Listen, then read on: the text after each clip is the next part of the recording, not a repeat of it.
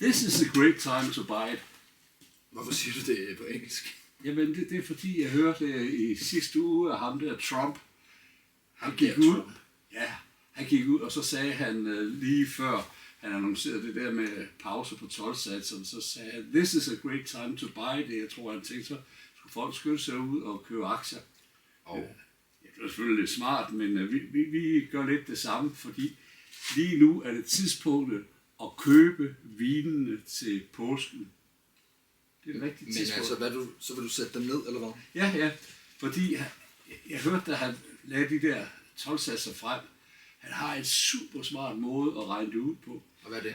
Jamen, han gør simpelthen det, han siger, hvad er det enkelte lands handelsunderskud i forhold til USA, og så dividerer han med 2, og så er det satsen. Det er da smart og enkelt. Vi gør det samme. Vi siger, hvad koster en flaske vin i USA, og så dividerer vi med 2, og så er det prisen. Men hvad så med dem, der allerede har købt det? Så vil du sætte det 50% ned, og vi skal også tjene på det. Hvordan giver det mening, det forstår jeg ikke?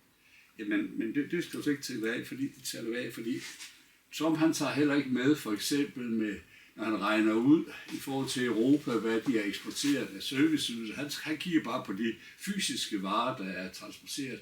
Vi tager heller ikke hensyn til, hvad vi har givet for det.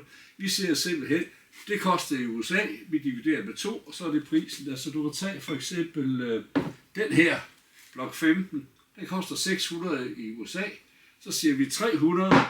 Den her for Oregon, Kilo Estate 16, koster 550 i USA, så siger vi 275.